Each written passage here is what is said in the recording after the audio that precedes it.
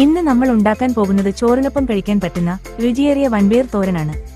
ഇതിനായി തലേദിവസം വെള്ളത്തിലിട്ട് കുതിർത്ത ഒരു കപ്പ് വൻപയർ കുക്കറിലേക്ക് ഇട്ട് കൊടുക്കാം. വേവിക്കാൻ ആവശ്യത്തിന് വെള്ളം ചേർത്ത് കൊടുക്കാം. 1/2 ടേബിൾ സ്പൂൺ ഉപ്പ്. ഇനി കുക്കർ അടച്ച് 2 വിസിൽ അടിക്കുന്നതുവരെ വേവിച്ചെടുക്കാം. അരപ്പ് തയ്യാറാക്കാനായി 1/2 കപ്പ് തേങ്ങ ചിരകിയത്, 2 പച്ചമുളക്, 2 ചുവന്നുള്ളി, 1 വെളുത്തുള്ളി, 1/2 ടീസ്പൂൺ മഞ്ഞൾപ്പൊടി, കറിവേപ്പില.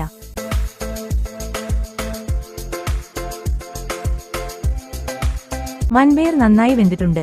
ഇനി ഇത് നമുക്ക് ഒരു നോൺ സ്റ്റിക്ക് ചട്ടിയിലേക്ക് മാറ്റാം.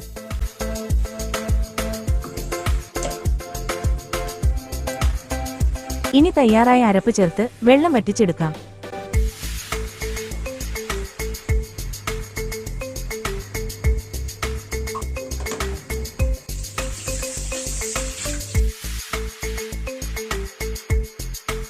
വെള്ളം നന്നായി വറ്റിയിട്ടുണ്ട്. ഇനി നമുക്കിത് നന്നായി ഇളക്കി യോജിപ്പിച്ചെടുക്കാം.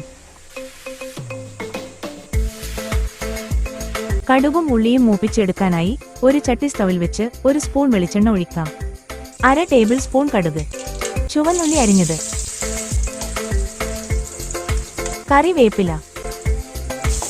ഇനി ഇത് നന്നായി ഇളക്കി മൂപ്പിച്ചെടുക്കാം. ഇനി ഇത് കറിയിലേക്കിട്ട് ഇളക്കി യോജിപ്പിച്ചെടുക്കാം.